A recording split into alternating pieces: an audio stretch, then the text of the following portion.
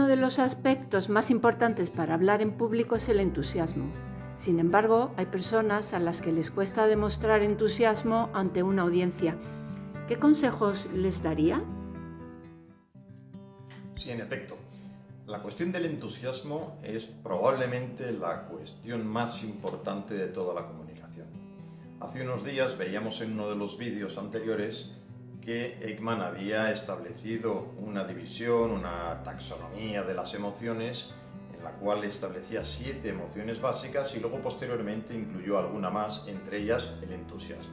Repito, para la comunicación probablemente, desde mi punto de vista, es la más importante. Hay gente que por supuesto lo tiene de manera natural, que tiene esas condiciones, que tiene esa facilidad para comunicar de una manera apasionada, entusiasmada, enérgica y la transmite, con lo cual esa parte la tiene solucionada, estupendo para ellos.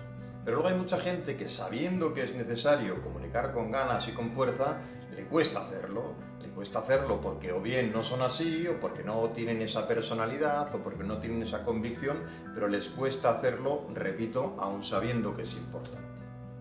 Para esta gente lo primero, lo más importante es elegir un tema que te apasione. Es muy difícil hablar de algo con muchas ganas, con mucha voluntad, si realmente el tema no te gusta demasiado. Con lo cual hay que intentar hablar de cosas que nos gusten, de cosas en las que creamos, de cosas que nos motiven. Pero hay veces que incluso esto no pasa. Hay veces que nos corresponde hablar de cosas que pueden ser un poco más monótonas, más aburridas o más repetidas, o que simplemente no es el momento para ponerle mucha pasión.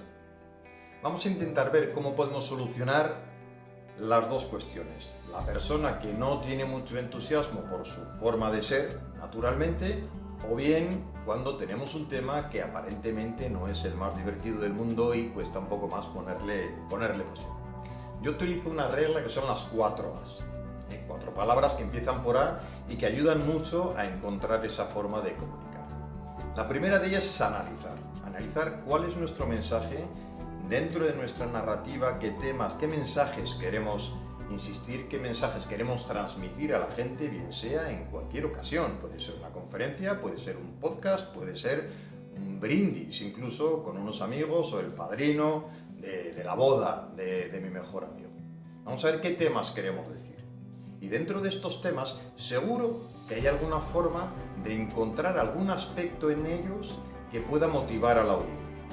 Seguro que tenemos dentro de estos temas alguna cuestión que puede ser la consecuencia que tiene para la audiencia, lo novedoso de la idea, lo actual de la idea que estoy exponiendo, una anécdota que ha sucedido hace poco que tiene que ver con lo que yo estoy exponiendo.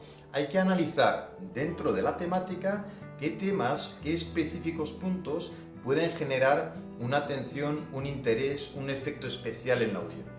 Cuando yo soy consciente de lo que yo expongo tiene algo de especial interés, esto ya probablemente me va a generar un entusiasmo, por lo menos el 25% de las 4 cuestiones que voy a explicar. Yo soy consciente de que lo que yo estoy vendiendo, entre comillas, tiene interés. Es una cosa que he descubierto con el análisis que es una cuestión que tiene interés para mi audiencia. La segunda de las A's, la autoestima. Cuando yo tengo cierta inseguridad, tengo que buscar la manera de convencerme de que soy la persona que sabe de ese tema, que probablemente sea verdad, que es un tema que controlo, es un tema que estoy intentando que me guste y que por lo tanto lo voy a exponer con rotundidad, con conocimiento, con firmeza y, como consecuencia, con eficacia. Y me tengo que convencer y me lo tengo que decir a mí mismo. Acordaros de Rafa Nadal cuando dice vamos Rafa, que incluso lo pone en las zapatillas de deporte, porque él mismo se da fuerza, él mismo se convence en los momentos en los que está un poco más bajo, vamos Rafa, tira para adelante. Y esta parte, estos mantras que nos repetimos para darnos seguridad a nosotros mismos, son muy eficaces, sobre todo si tenemos una sensación inicial de cierta inseguridad. La tercera de las A's, sea auténtico. Suena un poco genérico y dices, sí, claro, sea auténtico. Pero ¿cómo se es auténtico?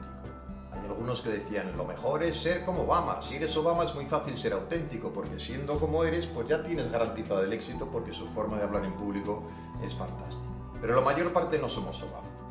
Sí que tenemos que buscar esa autenticidad que consiste básicamente en que dentro de nuestro discurso, dentro de las ideas que vamos a expresar, seguro que hay alguna cuestión que es nuestra, que es personal, que es nuestro matiz, que se basa en lo que yo realmente creo, en lo que yo he experimentado, en algo que yo voy a aportar que va más allá del mero contenido teórico de lo que yo escribo.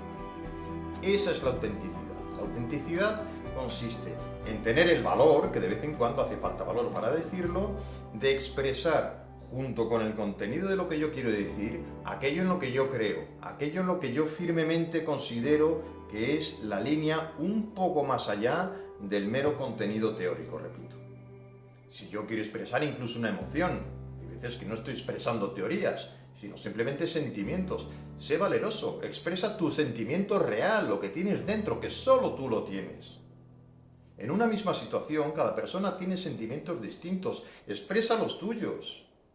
Para un poco, recapacita, mira dentro y di lo que sientes dentro. Es una comunicación emocional que da muchísimo resultado y además te llevará también a ese entusiasmo.